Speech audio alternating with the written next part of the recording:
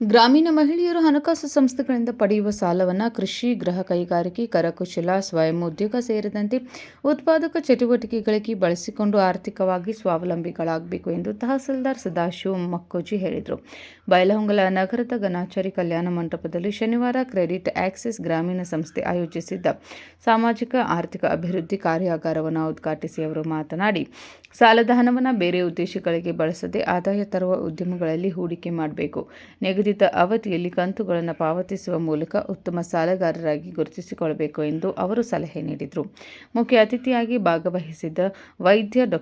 ಅನಿಲ್ ಅಗ್ನಿಹೋತ್ರಿ ಮಾತನಾಡಿ, ಗ್ರಾಮೀಣ ಮಹಿಳೆಯರು ಆರ್ಥಿಕ ಅಭಿವೃದ್ಧಿಯ ಜೊತೆಗೆ ತಮ್ಮ ಆರೋಗ್ಯದ ಬಗ್ಗೆಯೂ ಸಮಾನ ಕಾಳಜಿ ವಹಿಸಬೇಕು ಎಂದು ತಿಳಿಸಿದರು. ಸಿಪಿಐ ಪ್ರಮೋದ್ ಯಲಿಗಾರ್ ಮಾತನಾಡಿ, ಮಹಿಳೆಯರು ಆರ್ಥಿಕ ಸ್ವಾವಲಂಬನೆಯೊಂದಿಗೆ ಕಾನೂನು ಅರಿವು ಮತ್ತು ಸಾಮಾಜಿಕ ಜಾಗೃತಿಯನ್ನು ಬೆಳೆಸಿಕೊಳ್ಳುವುದು ಅಗತ್ಯ ಎಂದು ಹೇಳಿದರು.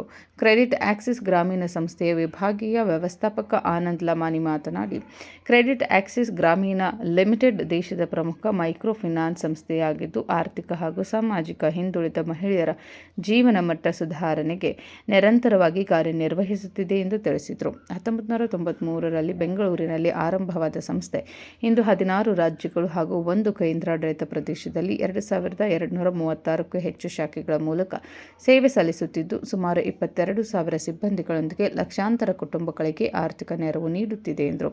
ಮಹಿಳೆಯರು ಆರ್ಥಿಕವಾಗಿ ಸ್ವಾವಲಂಬಿಗಳಾಗಿ ಸಮಾಜದಲ್ಲಿ ಉತ್ತಮ ಜೀವನ ರೂಪಿಸಿಕೊಳ್ಳಬೇಕು ಎಂಬ ಉದ್ದೇಶದಿಂದ ಇಂತಹ ಜಾಗೃತಿ ಕಾರ್ಯಕ್ರಮಗಳನ್ನು ನಿರಂತರವಾಗಿ ಆಯೋಜಿಸಲಾಗುತ್ತಿದೆ ಎಂದು ಹೇಳಿದರು. ಕಾರ್ಯಕ್ರಮದಲ್ಲಿ zonal team leader Eranna, MH ವಲಯ ವ್ಯವಸ್ಥಾಪಕ ಯಲ್ಲಪ್ಪ ಬೀರನಗಡ್ಡಿ, ಕ್ರೆಡಿಟ್ ಆಕ್ಸೆಸ್ ಗ್ರಾಮೀಣ ಲಿಮಿಟೆಡ್ನ ಸಿಬ್ಬಂದಿ, ಸದಸ್ಯರು ಹಾಗೂ ಸಾರ್ವಜನಿಕರು ಉಪಸ್ಥಿತರಿದ್ದರು.